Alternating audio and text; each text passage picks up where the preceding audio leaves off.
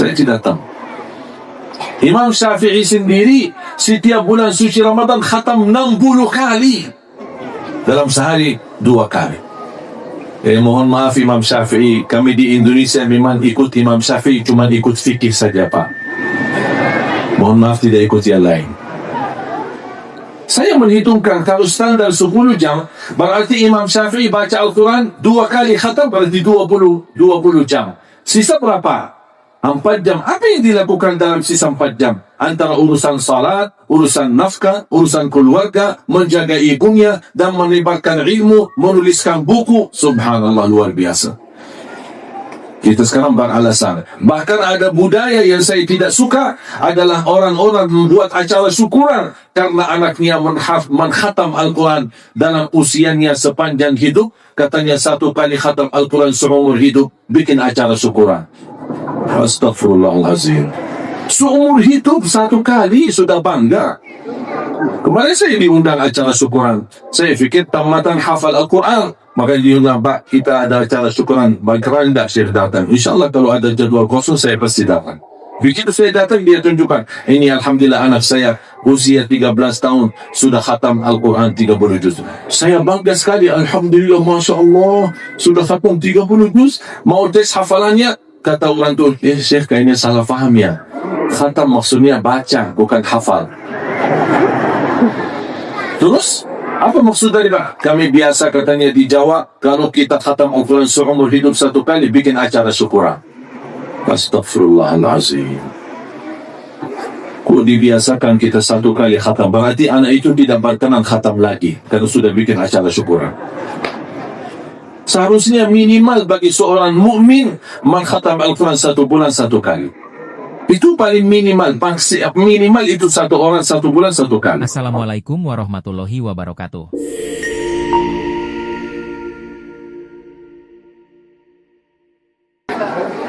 Asyhadu an la ilaha illallah wahdahu la syarika lah waliyus salihin. Wa asyhadu anna Muhammadan abduhu wa rasuluhu as-sadiqul amin. Allahumma salli wa sallim wa barik ala sayyidina Muhammad wa ala alihi wa sahbihi wa man tabi'ahum bi ihsanin ila yaumiddin. Allahumma 'allimna ma yanfa'una wa anfa'na bima 'allamtana wa zidna 'ilman wa tuqa. Alhamdulillah, syukurillah,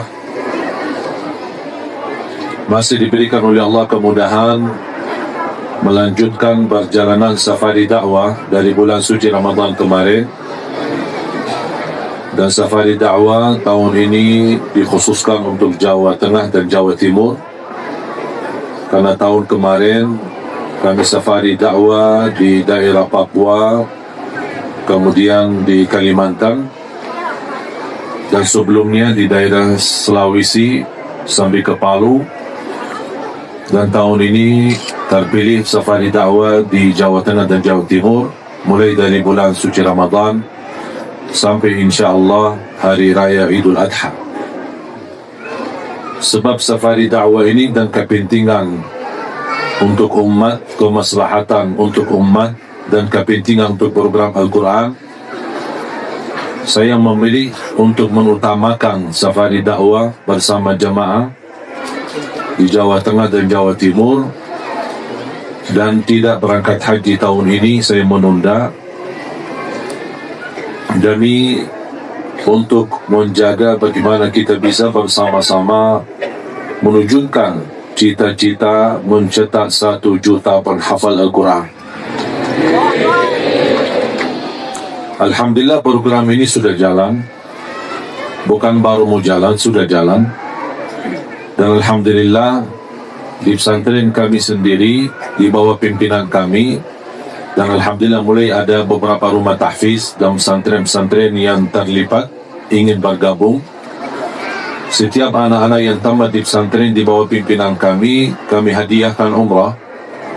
Dan tujuan itu bukan hadiah umrah sebenarnya, tapi tujuannya ketika sudah tamat hafal Quran 30 juz, bukan juz 30, kami ingin mempertemukan anak-anak penghafal Al-Quran untuk langsung berhadapan bersama Imam Besar Masjidil Haram Imam Besar Masjid Nabawi untuk disetor hafalannya, supaya kami mendapatkan reaksi dan respon apakah bacaan yang dibawa binaan-binaan kami benar, sah, sesuai bacaan Nabi Muhammad sallallahu alaihi wasallam. Baru kami memberikan namanya ijazah dan sanad. Apa itu ijazah dan sanad? Yang ada urutannya sampai kepada Rasulullah sallallahu alaihi wasallam.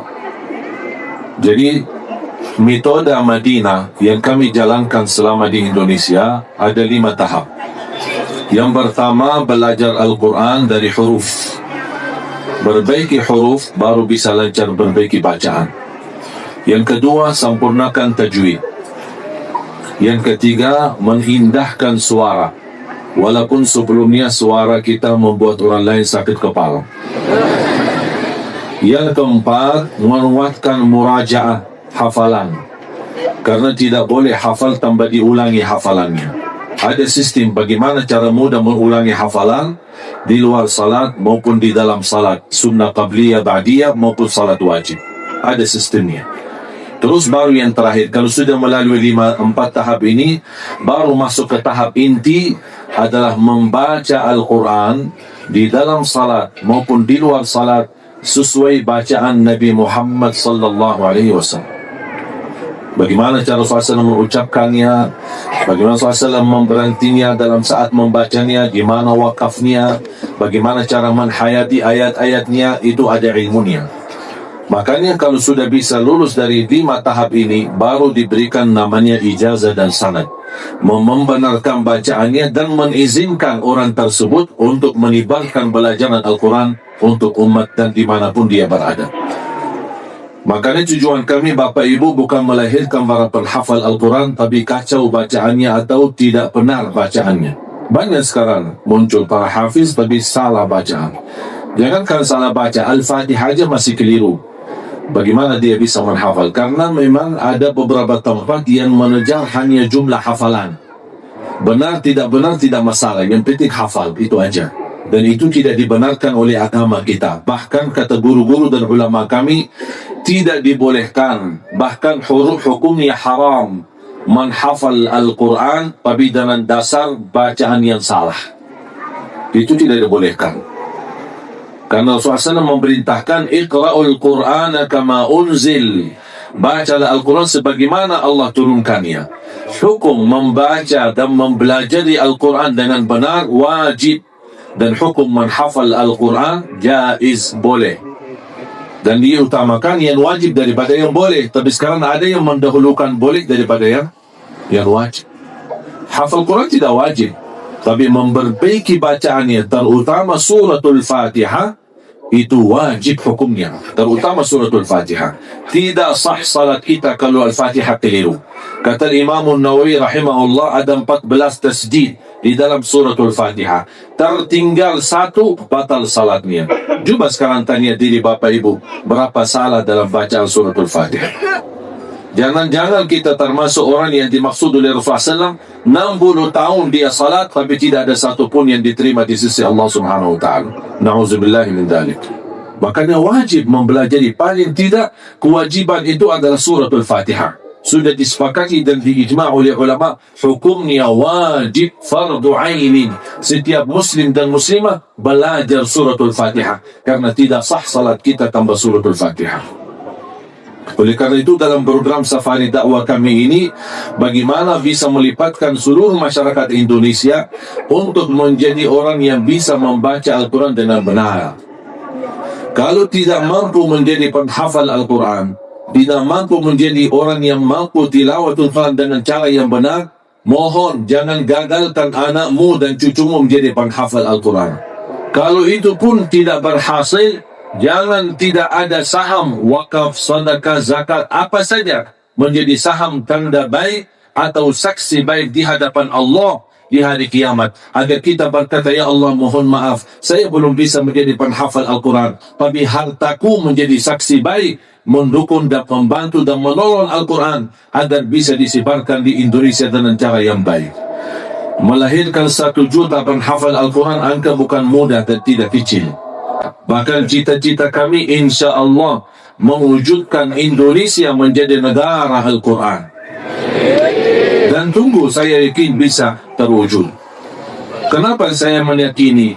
Karena pengalaman kami, saya sendiri aja di dalam 3 tahun terakhir ini sudah meresmikan lebih dari 100 pesantren dan rumah tahfiz di seluruh Indonesia. Itu menunjukkan belakangan ini alhamdulillah perkembangan Al-Quran jauh luar biasa di Indonesia dibanding di Arab. Di Arab malah mundur belajar Al-Quran. Contoh, salah satu acara favorit kita, favorit orang Arab pun yang menontonnya adalah acara Hafiz Indonesia. Tahu kan acara Indonesia? Suka? Hanya di RCTI.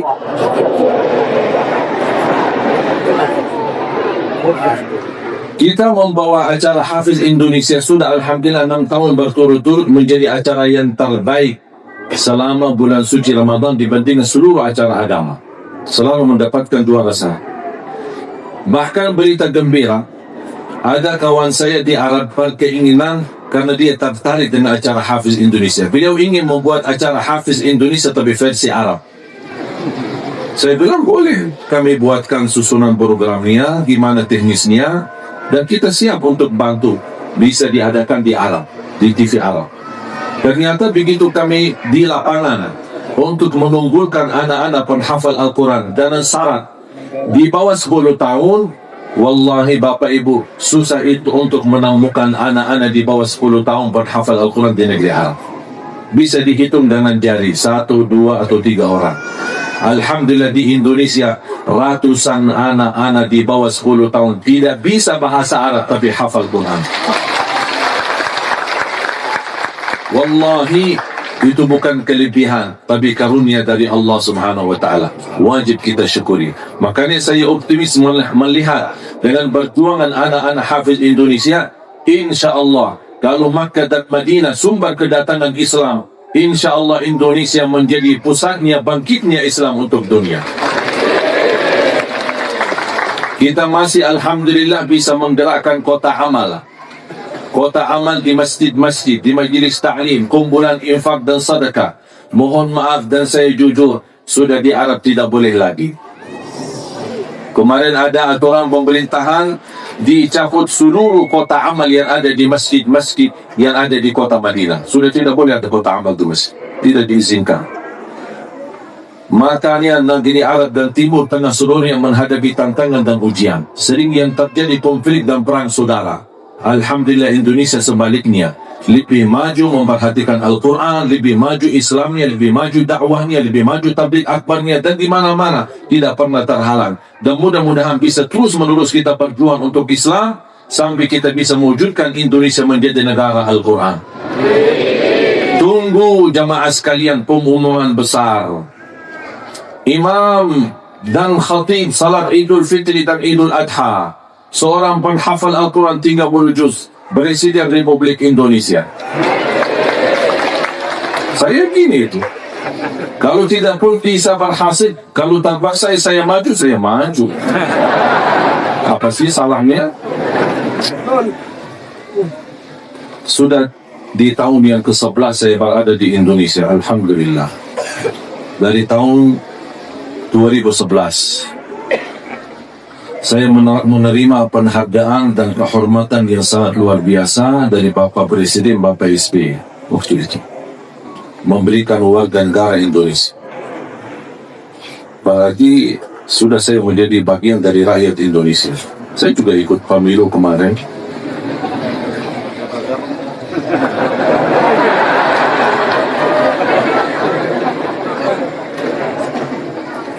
Pokoknya pemilu sudah selesai. Sekarang kita fokus untuk membangun cita-cita kita. Mau tidak mau, yang sudah terjadi, sudah terjadi. Kita tidak bisa rubah takdir. Saya harap dan mohon, jangan terlalu mudah diadu domba di antara kita. Sudah, gak usah fikir yang sudah terjadi. Sudah lalu, sudah berlalu. Jadikan cerita. Sekarang kita fikir ke depan. Apa yang harus kita lakukan? Kita tidak bisa merubah kondisi dan keadaan kecuali kita mulai merubah diri sendiri. Ada seorang berkeinginan merubah Indonesia, tetapi untuk merubah dirinya sendiri aja gagal. Inilah kira gimana dia merubah satu negara. Makanya kita berubah mulai dari diri sendiri. Selama kita bersama Al-Quran, wallahi terjamin Indonesia aman. Dekat sama Al-Quran, perhatikan Al-Quran. Sebagaimana kita bersama HP selalu, kita berubah sedikit untuk menjadi selalu bersama Al-Quran. Pertama yang dilihat ketika kita bangun tidur, HP. Terakhir yang kita lihat sebelum tidur, HP. Kita mau kemana-mana bawa HP. Masuk WC pun bawa HP. Bisa ketinggalan KTP atau dompet di rumah tidak apa-apa, tapi kalau ketinggalan HP kita mutar jauh untuk kembali ke rumah mengambil HP. Kalau ketika hilang HP-nya, subhanallah stresnya luar biasa gara-gara HP. Kalau kehilangan istri, biasa-biasa aja.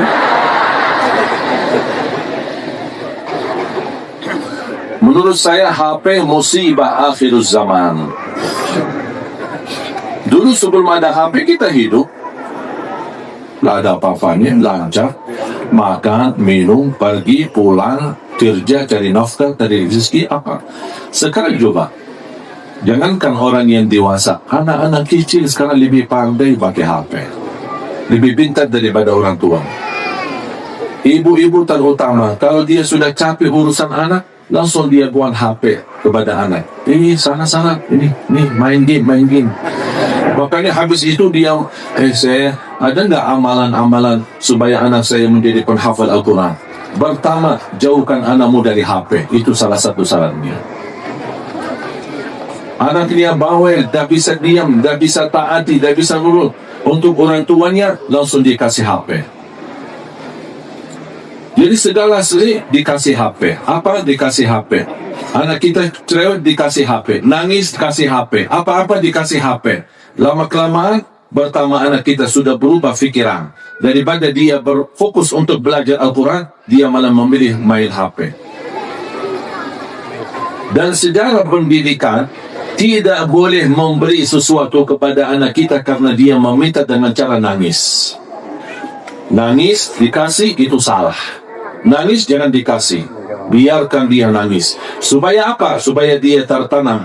Jangan harap apapun sesuatu yang kita mau, yang kamu ingin dapatkan, jangan dengan cara nangis.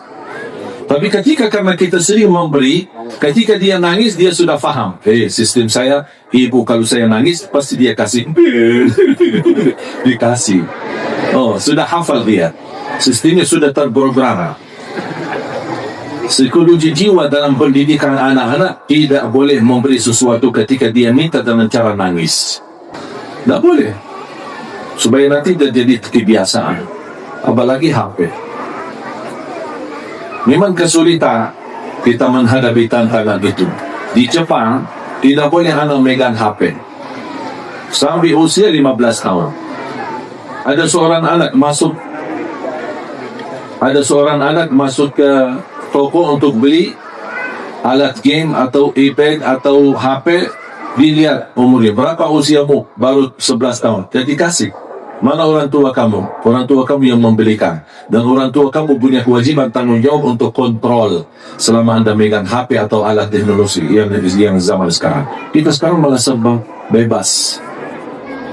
Dan itu akibatnya merusakkan akhlak anak-anak kita. Karena semua sekarang serba ada di HP. Fitnah macam-macam, berbagai macam-macam hal-hal yang kita tidak inginkan. Yang kita harap Allah lindungi akhlak anak kita, malah kita membawa sesuatu dalam rumah kita yang merusak akhlak-akhlak anak-anak kita. Makanya jemaah sekalian, kembali kepada Al-Quran. Kita punya perjuangan yang masih panjang. Dan saya yakin, selama kita bersama Al-Quran, tidak akan gagal. Allah sudah menjanjikan dalam Al-Quran suratul Waqi'ah, ayat 77. Innahu laqur'anun karim. Sungguh Al-Quran itu mulia dan memberikan kemuliaan. Apa kemuliaan yang kita dapat dari Al-Quran? Setiap satu huruf kita baca 10 kebaikan. Dapatlah syafaatul Quran. Akan Al-Quran temani kita saat sakratul maut. Al-Quran akan temani kita saat di alam kubur. Al-Quran akan temani kita saat kita dibangkitkan oleh Allah Subhanahu wa taala hari kiamat. Al-Quran akan temani kita saat berjalan saat hisab. Al-Quran akan temani kita saat kita berjalan di atas sirat menuju pintu surga. Apakah begitu sampai ke pintu surga Al-Quran melepas?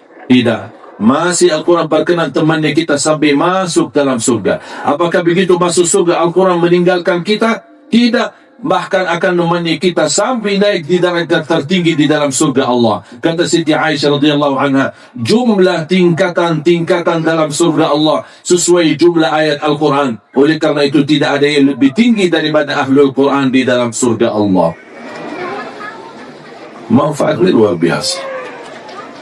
Jangankan kemuliaan di akhirat, diberikan kemuliaan di dunia. Selalu orang penghafal Al-Quran didepankan. Biarpun dia anak kecil, dihormati, disayangi, dicintai.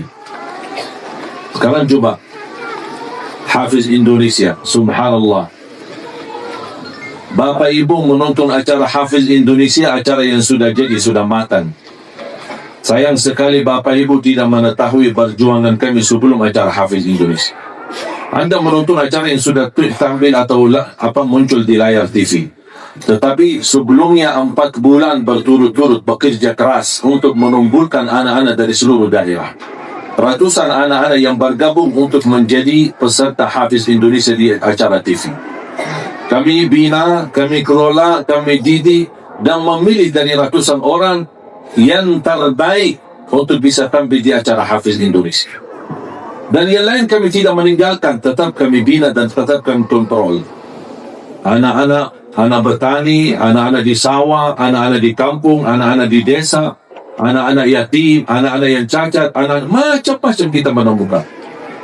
Bahkan ada anak yang bagus hafalannya, tetapi masih ada keliru, malu, tidak berani tampil, tak ada ketakutan, kita didik mereka. Selama 4 bulan kami ajari mereka, dari situ kita ambil yang terbaik. Habis itu mereka dipilih yang menjadi peserta Hafiz Indonesia. 2 bulan kami karantina. Masuk ke karantina, makan dan minum, kita ajarin bagaimana bisa tahajud, bagaimana lumba-lumba azan subuh, bagaimana bisa tidur bersama, bagaimana bangun bersama, bagaimana bisa menjaga kebersihan. Ada dokter umum, ada dokter anak, ada dokter psikologi jiwa, bagaimana bisa menjaga perasaan anak selama dia jauh dari keluarganya. Jadi sangat dimatangkan, bahkan anak-anak rata-rata kami mendapatkan informasi dari orang tua. Alhamdulillah berkat Hafiz Indonesia, anak-anak kami menjadi pikiran yang matang, hanya fokus belajar Al-Quran. Bahkan ada anak-anak yang masuk ke Hafiz Indonesia baru hafal 5 juz, tidak begitu keluar dari Hafiz Indonesia, tidak sampai tahun berikutnya dia sudah hafal 30 juz. Begitu selesai acara Hafiz Indonesia, yang mendapatkan juara maupun yang dieliminasi, kami tidak meninggalkan. Tetap kami kontrol, tetap kami bina di daerah mereka masing-masing. Sampai ada Masya Allah Azza membuka pesantren, Aulia membuka pesantren, Musa membuka pesantren, dan banyak anak. Dan saya datangin ke rumah mereka masing-masing. Terakhir, Naja dari Lombok. Saya datangin, dia tidak tahu saya tanya alamatnya, cuma saya datangin tiba-tiba. Sampai orang tua dan nanya, kok Syekh berkenan datang ke rumah? Memang kami bukan siapa-siapa. Saya bilang, kok kalau Bapak bilang kami bukan siapa-siapa? Justru Bapak yang memiliki kemuliaan di sisi Allah. Masa saya tidak memuliakan Bapak karena anaknya Najah penghafal Al-Quran? Tidak bisa baca Quran. Tidak bisa baca. Kalau dikasih Quran, dia tidak bisa baca. Tidak bisa nulis. Tapi coba tes hafalannya. Hafal dengan kuat, jumlah ayatnya, halamannya, kanan kirinya, atas bawahnya, nomor ayatnya dia hafal. Tapi kasih Al-Quran suruh baca, dia tidak bisa. Karunia dan nikmat dari Allah Subhanahu wa ta'ala. Dan banyak contoh-contoh yang lain. Dan ini Alhamdulillah, dengan adanya anak-anak Hafiz Indonesia menjadi syiar Al-Quran. Ketika selesai acara, Alhamdulillah perkembangan Al-Quran di seluruh kampung-kampung mereka itu sangat luar biasa. Seluruh anak-anak di kampung mereka masing-masing terpengaruhi untuk mengikuti berlomba-lomba Al-Quran. Sekarang di mana-mana ada acara lomba Al-Quran. Tingkat juz 30, juz 29, 3 juz, 4 juz. Luar biasa. Ini sebenarnya yang wajib kita sadari. Wallahi itu nikmat. Dan saya yakin Bapak Ibu apalagi yang sudah tua pasti akan melihat perbezaan masa dan zaman. Walaupun kita menghadapi tantangan yang luar biasa, kerusakan akhlak, narkoba dan kejahatan, keburukan, media dan macam-macam global fitnah, tapi alhamdulillah masih Allah melindungi negeri kita dengan keberkahan Al-Quran karena anak-anak mencintai Al-Quran. Makanya dalam program safari dakwah kami melibatkan semua jamaah, karena saya pribadi merasa Al-Quran itu bukan milik keluarga Ali Jabir, tapi Al-Quran itu milik kita bersama. Dan wajib kita memiliki saham dalam perjuangan untuk menjadikan saksi baik dan amal saleh di hadapan Allah. Kalau kita tidak bisa hafal, insya Allah wakaf kita, zakat kita, harta kita, sedekah kita, infak kita untuk Al-Quran menjadi saksi baik di hadapan Allah. Mudah-mudahan bisa bergabung nanti di hari kiamat bersama Ahlul Quran dan mendapatkan syafaatnya Al-Quran. Rasulullah sallallahu alaihi wasallam bersabda, "Iqra'ul Qur'ana fa innahu ya'ti yawmal qiyamati syafi'an li ashabi." Sebagaimana diriwayatkan Imam Muslim, bacalah Al-Quran karena sungguh Al-Quran membagikan syafaat bagi temannya, bukan bagi para pembaca, bagi temannya Al-Quran. Makanya dalam gerakan safari dakwah kami mengajak umat Islam seluruhnya di seluruh Indonesia, bagaimana kita bisa mewujudkan Al-Quran temanku. Bagi stres, buka Al-Quran. Lagi pusing, buka Al-Quran. Menghadapi masalah, buka Al-Quran. Mau kemana-mana, bawa Al-Quran. Dan selalu bersama Al-Quran. Menjadikan teman sejati, teman akrab, teman yang kita kenal baik adalah Al-Quran. Supaya Allah rubahkan nasib kita menjadi lebih baik. Wallahi Bapak Ibu, Al-Quran tidak ada habisnya keberkahannya. Ayat Al-Kursi sebagaimana bersabda Rasulullah SAW, "Man qara'a ayat Al-Kursi dubura kulli salatin wa 'inda an-nawm laysa bainahu wa bainal jannati illa an yamut." Barang siapa yang membaca ayat Al-Kursi setiap habis salat fardu dan ketika mau tidur, tidak akan terhalang menjadi ahli surga kecuali menunggu mati. Berarti jaminan masuk surga gara-gara berkat surat ayat Al-Kursi. Ayat Al-Kursi itu baru satu ayat. Kira-kira gimana suratul Baqarahnya? Dan bagaimana 30 juz? Kalau satu ayat saja bisa menjaminkan kita masuk surga Allah Subhanahu wa ta'ala. Suratul Baqarah semestinya setiap muslim dan muslimah menjadi komitmen dan menjaga istiqamah rutin mengkhatam suratul Baqarah minimal kalau bisa sehari satu kali, kalau tidak bisa diusahakan dalam satu minggu sudah khatam satu kali suratul Baqarah. Kenapa? Karena Rasulullah sallallahu alaihi wasallam bersabda, "Alaikum bi suratil Baqarah fa inna akhdaha barakah wa tarkuha hasrah wa la tastati'uha al-batala." Ambillah suratul Baqarah, dan barang siapa yang membawa suratul Baqarah dia telah membawa keberkahan. Kita sangat membutuhkan keberkahan dalam kehidupan kita. Barakah rezeki, barakah kesehatan, barakah keturunan, barakah keluarga, barakah rumah tangga, barakah usaha. Bagaimana terjamin keberkahan itu selalu ada? Dengan suratul Baqarah. Dan barang siapa yang menjauhkan diri dan meninggalkan suratul Baqarah akan nyesal, kata Rasulullah. Mau nggak jadi manusia yang nyesal?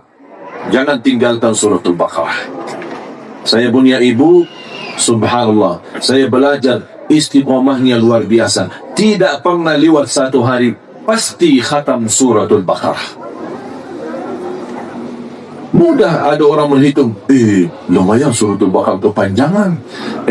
Bapak Ibu, tahu nggak, mau khatam 30 juz bagi orang-orang yang lancar bacaannya, tahu nggak kira-kira butuh waktu berapa lama? 10 jam. Saya ingat di masa sekolah, di masa sekolah kami di Madinah ada istilah libur panjang. Kalau sekolah kita di Madinah, saya masih ingat di masa SMP, SMA, kalau kita lagi libur sekolah, habis ujian nasional, naik kelas, dikasih libur 4 bulan. Bulan apa saja? Mulai tanggal 1 Ramadan sampai 1 Muharram. Itu semuanya libur. Ramadan libur, Syawal libur, Zulhijjah libur, Zulhijjah libur. Semua bulan ibadah libur. Libur sekolah. Kapan balik ke sekolah lagi? Untuk naik kelas di tanggal 1 Muharram, tahun baru Hijriah. Apa makna daripada libur ini yang panjang? Kita manfaatkan. Selalu bersama teman-teman sekolah, kita selalu berjanjian, ayo kita ke Masjid Nabawi untuk lomba-lomba di bulan suci Ramadan, sebanyak-banyaknya kita khatam Al-Quran. Saya ingat di masa itu, di masa sekolah, Alhamdulillah, kami bisa berhasil mengkhatam Al-Quran. Saya sendiri menghitungkan waktunya. Alhamdulillah, 10 jam bisa berhasil mengkhatam 30 juz dalam membaca. 10 jam. Setiap masuk waktu salat, saya hentikan hitungan titiknya atau minitnya, kemudian saya salat, terus lanjut lagi, hidupin lagi. 30 juz selesai, 10 jam. Dengan bacaan standar bagi kami yang lancar baca. أعوذ بالله من الشيطان الرجيم بسم الله الرحمن الرحيم الحمد لله رب العالمين الرحمن الرحيم مالك يوم الدين إياك نعبد وإياك نستعين اهدنا الصراط المستقيم صراط الذين أنعمت عليهم غير المغضوب عليهم ولا الضالين آمين. Standar bacaan seperti ini 10 jam. Saya punya teman-teman kelas yang sama-sama subhanallah 7 jam 42 minit berhasil khatam 30 juz. Sekarang banyak orang beralasan 1 bulan, 2 bulan, 3 bulan, bahkan habis 1 tahun tapi dia tidak mengkhatam Al-Quran. Alasannya apa? Anda tahu? Saya tidak tahu. Imam Syafi'i sendiri setiap bulan suci Ramadan khatam 60 kali. Dalam sehari 2 kali. Mohon maaf Imam Syafi'i, kami di Indonesia memang ikut Imam Syafi'i, cuma ikut fikih saja Pak. Mohon maaf tidak ikut yang lain. Saya menghitungkan kalau standar 10 jam, berarti Imam Syafi'i baca Al-Quran 2 kali khatam, berarti 20 jam. Sisa berapa? 4 jam. Apa yang dilakukan dalam sisa 4 jam? Antara urusan salat, urusan nafkah, urusan keluarga, menjaga ibunya, dan menyebarkan ilmu, menuliskan buku. Subhanallah, luar biasa. Kita sekarang beralasan. Bahkan ada budaya yang saya tidak suka, adalah orang-orang membuat acara syukuran karena anaknya mengkhatam Al-Quran dalam usianya sepanjang hidup. Katanya 1 kali khatam Al-Quran seumur hidup, bikin acara syukuran. Astagfirullahaladzim. Seumur hidup 1 kali sudah bangga. Kemarin saya diundang acara syukuran. Saya fikir tamatan hafal Al-Quran, maka diundang, Pak, kita ada acara syukuran. Bagaimana tidak Syekh datang? InsyaAllah kalau ada jadwal kosong saya pasti datang. Begitu saya datang, dia tunjukkan, ini Alhamdulillah anak saya usia 13 tahun sudah khatam Al-Quran 30 juz. Saya bangga sekali. Alhamdulillah, Masya Allah, sudah khatam 30 juz. Mau tes hafalannya, kata orang tu, Syekh kayaknya salah faham ya. Khatam maksudnya baca, bukan hafal. Terus, apa maksud dari Pak? Kami biasa katanya di Jawa, kalau kita khatam Al-Quran seumur hidup 1 kali, bikin acara syukuran. Astagfirullahaladzim. Kok dibiasakan kita 1 kali khatam? Berarti anak itu tidak berkenan khatam lagi, karena sudah bikin acara syukuran. Seharusnya minimal bagi seorang mukmin mengkhatam Al-Quran 1 bulan 1 kali. Itu paling minimal. Minimal itu 1 orang 1 bulan 1 kali. Iqra'ul Qur'ana fi kulli syahrin marrah. Khatamkanlah Al-Quran setiap bulan 1 kali. Mau nggak cara mudah khatam Al-Quran? Mau? Siap kira-kira kalau saya sampaikan diamalkan? Yakin? Siap? Insya Allah. Bisa, insya Allah. Caranya gimana? Quran Madinah, kalau Quran model cetakan Madinah, setiap 1 juz 20 halaman. Kita aturkan setiap waktu salat kita baca 4 halaman. 4 kali 5 berapa? 20, sudah khatam 1 juz. Berarti 1 hari 1 juz, 30 hari 30 juz. Kira-kira bisa? Hah? Mau lebih mudah lagi? Mau nggak Bu? Saya kasih lagi lebih mudah. Setiap tiba waktu salat baca 4 halaman. 4 halaman 2 lembar, 2 kertas. Bola balik. Tiba waktu subuh, baca 4 halaman. Tiba waktu asar, baca 4 halaman. Dan seterusnya. 4 kali 2, 4 kali 5, sudah 20 halaman. Kira-kira bisa? Hah? Mau lebih mudah lagi? Ya mau. Memang orang Indonesia mau yang mudah. Karena saya selama di Indonesia 11 tahun, saya belajar prinsip orang Indonesia. Orang Indonesia dah suka yang ribet-ribet. Mau yang mudah diamalkan, mudah diingat, mudah dihafal dan masuk surga. Makanya saya bikin buku 20 amalan ringan tapi pahala yang sangat menakjubkan. Karena orang Indonesia mau yang ringan-ringan saja, tidak mau yang susah-susah. Makanya ini tak berlaku di Arab, tapi berlaku di Indonesia. Karena orang Indonesia itu sudah prinsip orang Indonesia. Tahu tak ya, yang panjang-panjang, lama-lama tidak suka. Kalau bisa salah pun jangan lama-lama. Kalau bisa pun dibagi 2, terima kasih. Kebiasaan. Makanya kami biasa kalau salat tarawih beda sama salat tarawih kita di Arab. Kalau di Arab lama-lama, panjang-panjang. 1 rakaat itu bisa 2 halaman, 3 halaman. Kalau di Indonesia bisa binsang. Makanya jangan kita berharap bisa panjang-panjang salatnya, apalagi tahajud. Yang rukuknya lama, sujudnya lama. Kita sesuaikan. Budaya di Arab beda sama budaya di Indonesia. Makanya kalau kita sering ke Arab, apalagi bulan suci Ramadan, kita rata-rata lihat orang salat tahajud, yang sujudnya lama, itu rata-rata yang tidur dalam keadaan sujud, itu orang Indonesia. Saya fikir mati, mudah-mudahan husnul khatimah, ternyata ketiduran, kecapean. Ya, kita hormati budaya. Dan saya yakin kalau Syekh Sudais kenal budaya Indonesia, pasti beliau tidak lama-lama salatnya di tarawih di sana.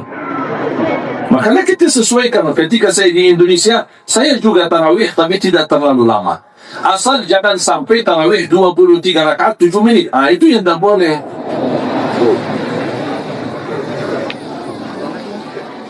Mau nggak lebih mudah untuk khatam Al-Quran?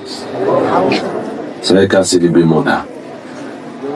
2 halaman sebelum salat, 2 halaman sesudah salat. 1 kertas. Sebelum salat 1 kertas lagi sesudah salat. Kira-kira bisa nggak? Masih fikir-fikir ya? Mau lebih mudah lagi? Hah? Masih mau lebih mudah lagi?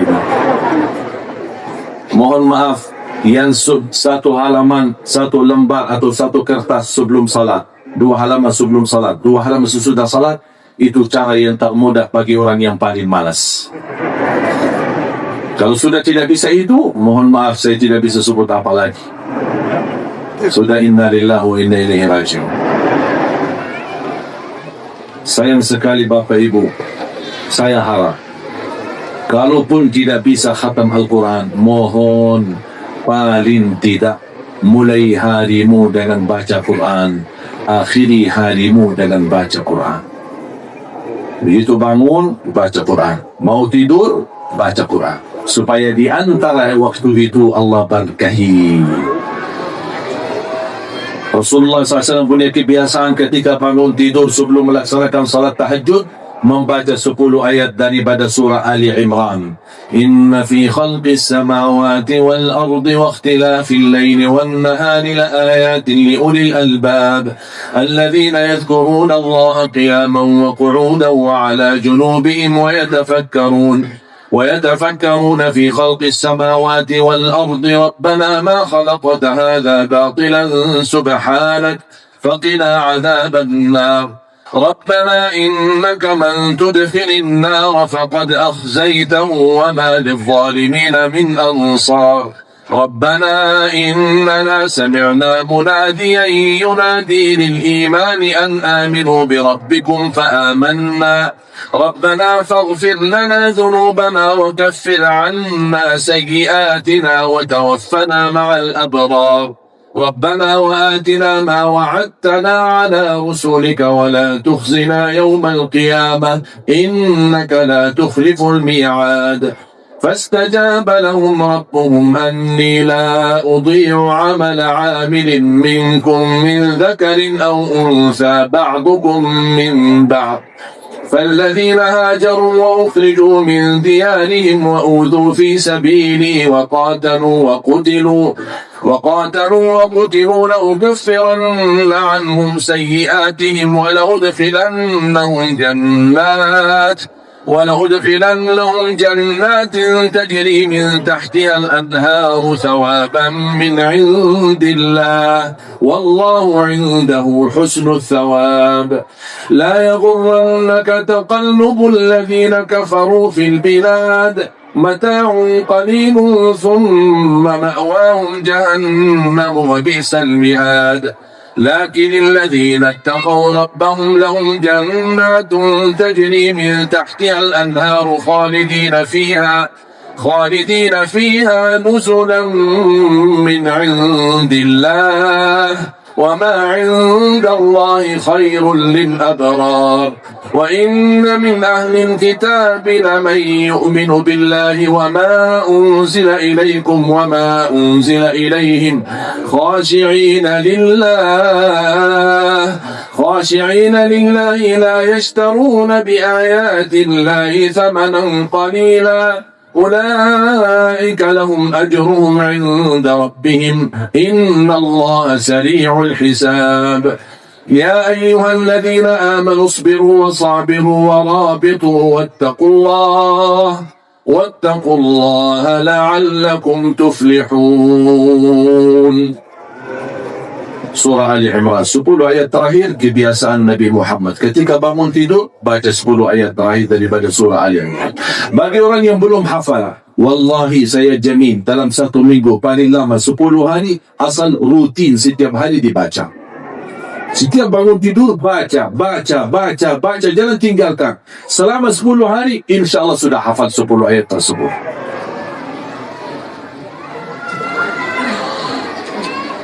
Ketika Rasulullah SAW mau tidur, baca surat As-Sajdah dan surat Tabarak Al-Mulk. Karena surat Tabarak menjadi satu surah yang menjaminkan kita selamat dari siksa kubur. Seandainya malam itu kita tidur, Allah takdirkan kita mati, tidak bangun lagi, dan begitu melek mata malah kita lihat di hadapan kita mungkar nakir, akan Allah selamatkan dari siksa kubur berkatnya baca surat Tabarak Al-Mulk. Boleh tak kita baca habis salat Isya sebelum tidur? Boleh. Tidak harus di saat mau tidur. Boleh habis Isya, begitu selesai salat sunnah ba'diyah, baca surat Al-Mulk. Boleh tak kita bagi surat Al-Mulk? Mungkin habis maghrib sebagian, nanti habis Isya saya lanjut sisanya. Boleh. Tak apa-apa. Bagi orang yang lancar baca surat Al-Mulk, 4 minit selesai. 4 minit membawa jaminan selamat dari siksa kubur. Subhanallah.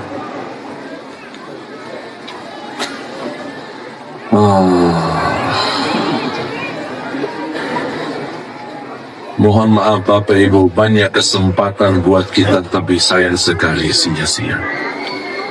Banyak kesempatan. Amalan wallahi mudah. Tak ada yang sulit dalam agama. Tak ada yang kesusahan dalam agama kita. Tapi yang susah bukan agama, tapi diri kita yang belum bisa istiqamah. Inna Allah la yughayyiru ma biqaumin hatta yughayyiru ma bi anfusihim. Allah tidak akan merubah nasib kita kalau kita belum mau merubah diri sendiri. Kalau kita komitmen merubah, tunjukkan kepada Allah yang luar biasa, Allah akan berikan balasan yang luar biasa. Kalau anda bersama Allah biasa-biasa, akan menjadi balasan Allah juga yang biasa-biasa. Tinggal kita milih. Jangan minta sesuatu yang dahsyat. Ya Allah, tunjukkan kepada aku kun fayakun. Sedangkan kita belum bersedia untuk menunjukkan kepada Allah yang terbaik. Kalau kita ingin menunjukkan, kita ingin Allah menunjukkan kepada kita yang dahsyat, pertolongan yang dahsyat, jalan keluar yang dahsyat, terangkat musibah dengan cara yang dahsyat, tunjukkanlah kepada Allah ibadah yang dahsyat. Akan Allah tunjukkan kehebatannya dan kekuatannya dan kun fayakun bagaimana bisa terjadi. Sebenarnya tidak sulit untuk menghafal Al-Quran, tapi sulit adalah mengatur waktu untuk kita. Sayang sekali kita selalu menjadikan Al-Quran itu, insya Allah kalau saya ada waktu saya akan baca Quran. Semestinya sebaliknya. utamakan dalam waktumu Al-Quran. Kalau ada sisa selain Al-Quran, baru kita urus yang lain. Kalau sekarang kebalik, makanya Al-Quran menjadi sesuatu yang belakangan. Kita cadangkan, makanya selalu rezeki kita jadi belakangan. Selalu urusan kita memiliki hambatan. Kenapa? Karena kita sendiri hambatan-hambatan dalam Al-Quran. Jauh dari Al-Quran. Saya paling nikmat kalau jalan macet. Kenapa saya petah di Jakarta tidak pindah-pindah? Padahal di daerah termasuk daerah ini termasuk luar biasa antusias untuk dakwah. Justru mendorong kita, yuk pindah aja ke sini. Apalagi dapat jodoh di sini, insya Allah pindah. Jadi, kenapa saya tidak pindah ke daerah-daerah? Kenapa bertahan di Jakarta? Karena suka macet.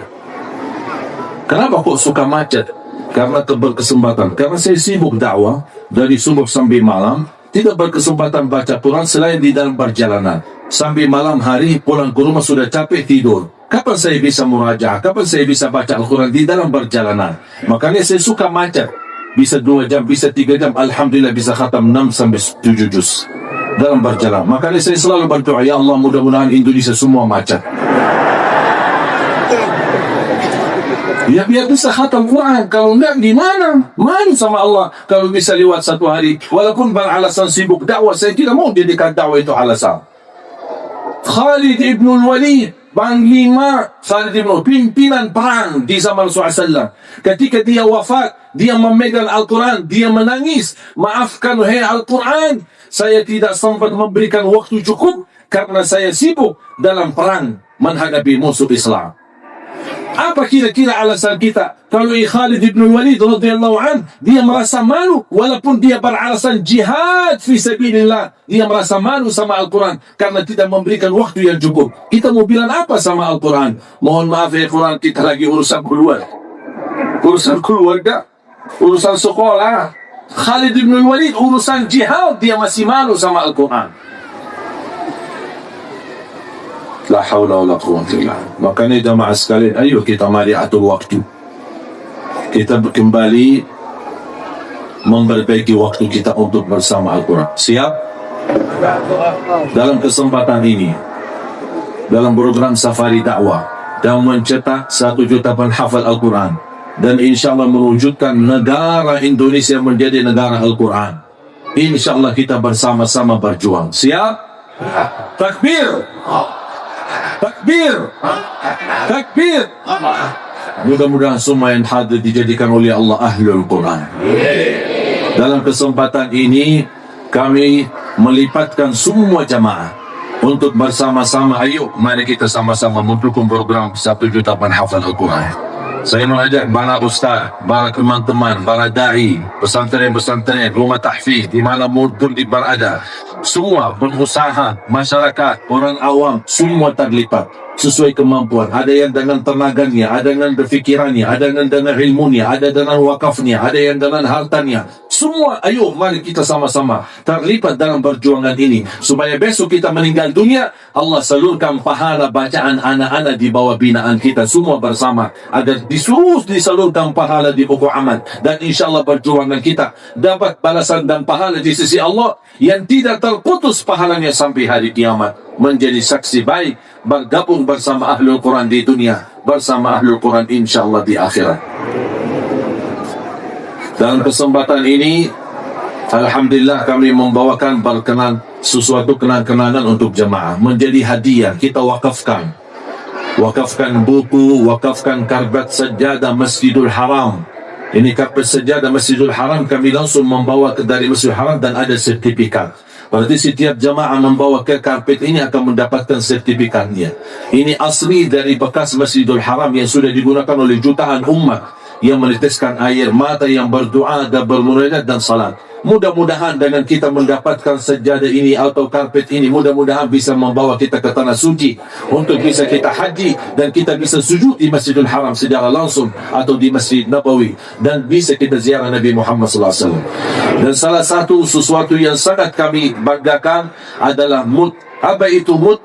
Yang kami tulis di sini ada uswati. Apa itu uswati? Uswati adalah teladanku. Apa itu mut? 4 kali mud ini adalah zakat fitrah. Jadi di dalam fikih ada istilah mud dan sa'. 4 kali ini namanya sa'. Kalau 1 namanya mud. Silahkan bisa anda buka di dalam buku fikih. Untuk ukuran timbangan zakat fitrah bagi mud di zaman Rasulullah SAW, bukan bagi kilogram.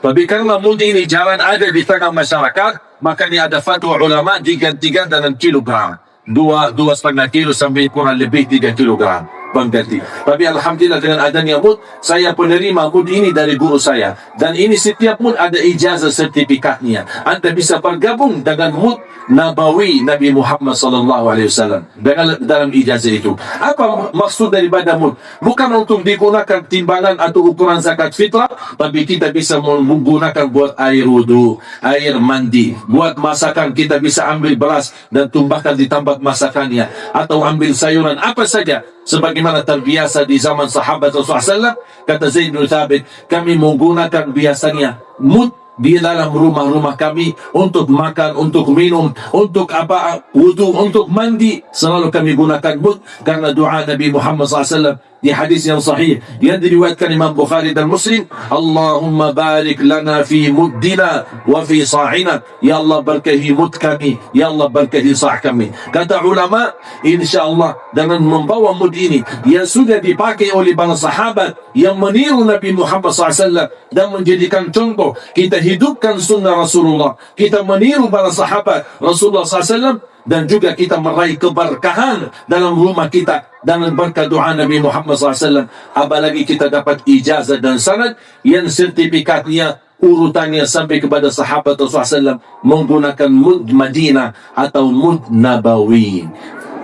Dan ini betul-betul sudah diukur dan sudah diijma' oleh ulama Ahlus Sunnah di India dan di Pakistan, dan berbagai ulama di Mesir dan di Yaman, termasuk di kota Madinah. Mereka sudah habis sekian tahun mempelajari bagaimana bisa mengukur mud yang ada di zaman Nabi Muhammad SAW dengan panjangnya, lebarnya, dan tingginya, dan dalamnya, dan di luarnya, betul-betul sesuai yang ada di dalam sanad yang kami raih daripada guru kami. Dan alhamdulillah bisa kami wujudkan di Indonesia pertama kali menggunakan mud Nabawi, sebagaimana kata Imam Maliki, mud Madinah, untuk membawa keberkahan dalam rumah kita, untuk kita gunakan dalam sehari-hari kita. Saya kalau minum air pakai mud, kalau minum baki maudu baki mud, kalau mau mandi pun baki mud. Sebab kenapa? Ingin pertama menghidupkan sunnah Rasul, yang kedua meniru para sahabat Rasul, yang ketiga ingin mendapatkan berkat doa Nabi Muhammad, ya Allah berkahi mud kami. Makanya ini kita bawa dalam safari dakwah. Mohon maaf, ini bukan jual beli karena tidak ada di pasar, tapi kami khususkan dalam bergerakan dakwah. Segala orang-orang yang berinfak untuk mendukung program 1 juta penghafal Al-Quran, InsyaAllah kami hadiahkan mud ini bersama sertifikatnya. Mudah-mudahan menjadi keluarga besar mud Nabi Muhammad sallallahu alaihi wasallam. Apalagi amalan ini menjadi sedekah jariah untuk kita bersama dan menjadi syiar kita bersama. Amin ya rabbal alamin. Mudah-mudahan insyaAllah gerakan kita bisa ditolong oleh Allah dengan terwujud menjadi kenyataan, dan kita bisa bersama-sama seluruh masjid di Indonesia InsyaAllah memiliki imam berhafal Al-Quran 30 juz. Amin ya rabbal alamin. Kurang lebihnya mohon maaf. Habis saya sampaikan, mudah-mudahan bermanfaat, dan selebihnya saya serahkan kepada panitia untuk menjawab.